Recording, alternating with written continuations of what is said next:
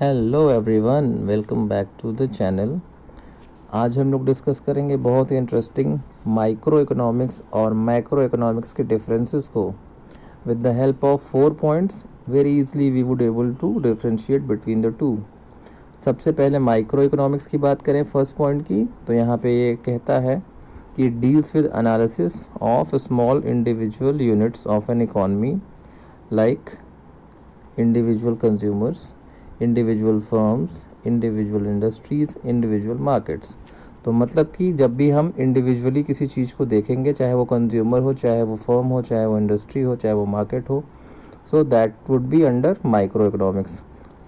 On the other hand, जब macro economics की बात करें, MACRO मैक्रो इकोनॉमिक्स, उस केस में हम देखते हैं पहला पॉइंट, फर्स्ट पॉइंट क्या बोलता है। It is mainly concern with analysis of behaviour of economic system in totality. तो जब भी इकोनॉमिक सिस्टम की टोटलिटी की बात की जाएगी, जब भी एंटायर इकोनॉमिक सिस्टम की बात की जाएगी, तो that would come under macro economics.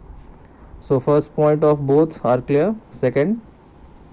Second point for micro economics, it explains how prices of products and factors are determined. Means जब भी किसी प्रोडक्ट की प्राइसिंग की जाती है, उसमें जो जो फैक्टर्स इन्वॉल्व होते हैं वो किस तरीके से रोल निभाते हैं, इसके बारे में हम लोग स्टडी करते हैं in micro economics. Secondly, for macro economics, यहाँ पे अगर देखा जाए, it studies how aggregates such as total employment, national product, national income of the economy, right. So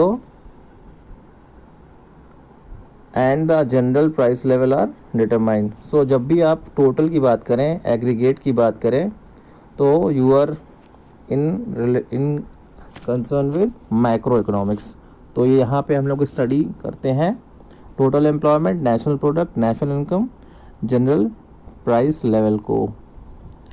अब third point for the micro economics, it also explains allocation of resources among various products and factors are determined।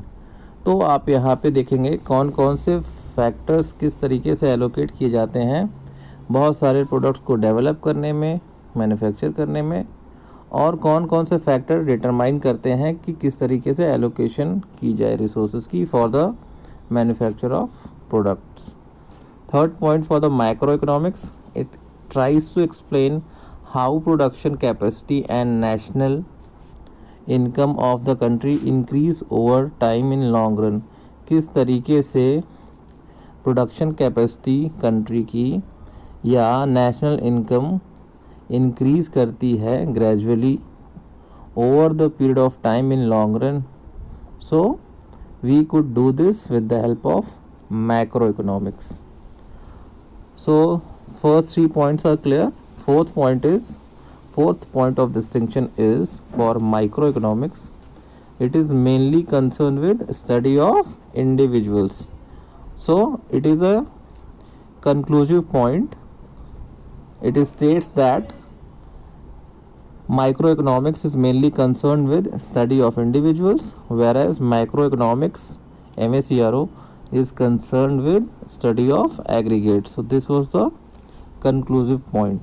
So by these 4 points you can easily differentiate between the micro and macroeconomics, and you can elaborate as well for your descriptive exams. Thank you for watching.